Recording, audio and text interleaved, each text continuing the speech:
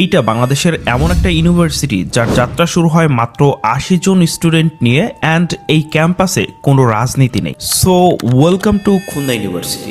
সময়টা ৯০-এর দশকের শুরুর দিকে বাংলাদেশের মানচিত্রে যুক্ত হয় নবম পাবলিক বিশ্ববিদ্যালয় হিসেবে আমাদের খুলনা বিশ্ববিদ্যালয়। খুলনা বিশ্ববিদ্যালয়ের সবচেয়ে বড় বিশেষত্ব হলো ছাত্র রাজনীতি মুক্ত পরিবেশ, যা বাংলাদেশের অনন্য বিশ্ববিদ্যালয় থেকে আলাদা। এইখানে বিভাগকে ডিসিপ্লিন বলা হয়। খুবই যাত্রা শুরু হয় 4টি ডিসিপ্লিন নিয়ে, বর্তমানে প্রায় 29টি ডিসিপ্লিন আছে।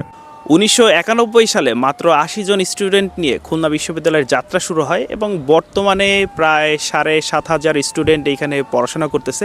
কেন্দ্রীয় শহীদ মিনারের পাশাপাশি রয়েছে অদম্য বাংলা। বিশ্ববিদ্যালয়ের প্রাণকেন্দ্রে অবস্থিত এটি মহান মুক্তিযুদ্ধ বিষয়ক ভাস্কর্য।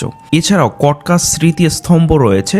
সুন্দরবনের কটকা সমুদ্র সৈকতে শিক্ষা সফরে গিয়ে জোয়ারের প্রবল টানে ভেসে যান খুলনা বিশ্ববিদ্যালয়ের ৯ জন মেধাবী শিক্ষার্থী, যাদের স্মৃতিচরণে এই স্তম্ভ স্থাপিত করা হয়। খুলনা বিশ্ববিদ্যালয়ের মোট আবাসিক হলের সংখ্যা 5টি। এর ভিতরে ছেলেদের জন্য 3টি আর মেয়েদের জন্য 2টি। মসজিদ মন্দিরের পাশাপাশি ক্যাম্পাসে রয়েছে খেলাধুলা করার জন্য কেন্দ্রীয় মাঠ। খুলনা বিশ্ববিদ্যালয়ের মোট ক্যাম্পাসের আয়তনের সংখ্যা প্রায় 106 বা 107 একর, কোথাও কোথাও দেওয়া আছে।